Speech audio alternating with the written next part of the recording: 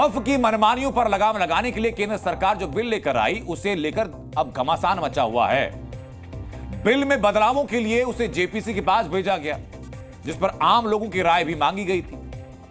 Bill पर feedback भेजने के लिए एक मुहिम सी छेड़ दी गई थी। मुस्लिम संगठनों ने इसके लिए क्यूआर कोड जारी किया था। धर्म गुरुओं ने क्यूआर कोड स्कैन करके मेल भेजने का आह्वान किया था। मोहल्लों में मुनादी की गई, ईदगाहों से ऐलान किया गया। उसके साथ साथ पैरेलली हिंदू संगठनों की तरफ से भी क्यूआर कोड वाली मुहिम चलाई गई। वहां पर भी आह्वान हुआ, जगह जगह जाकर के लोगों से अपील की गई कि क्यूआर कोड स्कैन कीजिए, अपनी प्रतिक्रिया भेजिए। और नतीजा यह हुआ कि करीब 1.25 करोड़ मेल जेपीसी के पास पहुंचे। लेकिन अब इस पर जेपीसी के सदस्य जो हैं, निशिकांत दुबे जो सांसद भी हैं, वो सवाल उठा रहे हैं। खबर यह कि निशिकांत दुबे ने यह कहा है कि फीडबैक एआई के जरिए भेजे जाने की संभावना है। अंतरराष्ट्रीय लेवल पर फीडबैक वाली मुहिम चलाने की साजिश हो सकती है। माहौल खराब करने की अंतरराष्ट्रीय साजिश का भी शक निशिकांत दुबे ने जताया है। तो क्यूआर कोड वाली मुहिम पर साजिश वाले सवाल क्यों उठ रहे हैं, उसकी इनसाइड स्टोरी मैं आपको दिखाने जा रहा हूं।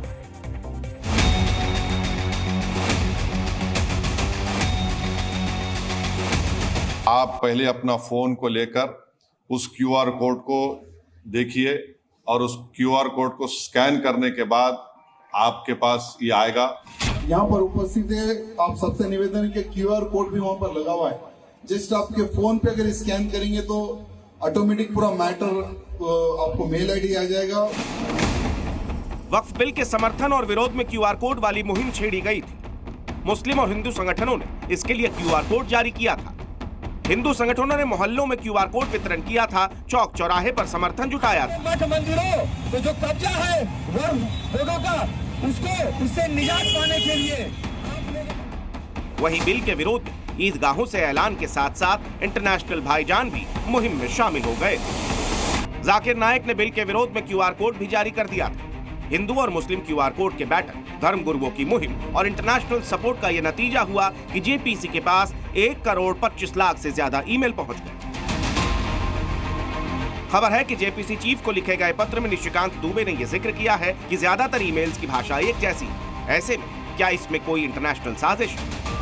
खबर है कि निशिकांत दुबे ने जो लेटर लिखा है उसमें यह भी जिक्र है कि जाकिर नाइक जैसे इस्लामिक कट्टरपंथियों ने विदेश में बैठकर हिंदुस्तान के युवाओं के बीच भ्रम फैलाया। देश के बाहर से कितनी बड़ी मुहिम चलाई गई थी। जेपीसी को भेजे गए करोड़ों फीडबैक्स को देखते हुए आईएसआई, चीन और कट्टरपंथी संगठनों के शामिल होने की भी संभावना जताई जा रही है। वक्फ बिल पर मुस्लिम नेताओं और संगठनों की खींच साफ दिखी।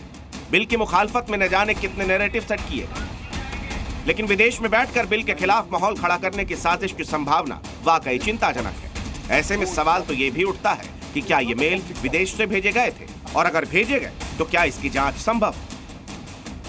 एक अच्छा विकल्प है कि ईमेल हेडर एनालिसिस से ये पता किया जाए।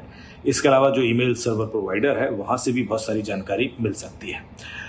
जो भी डोमेन, जिस डोमेन से भी ईमेल आया है उससे भी पूछा जा सकता है और वो भी आइडेंटिफाई कर सकता है कि ईमेल कहाँ से आई है और जो भी आईपी एड्रेसेस है ये किसको बिलोंग करता है।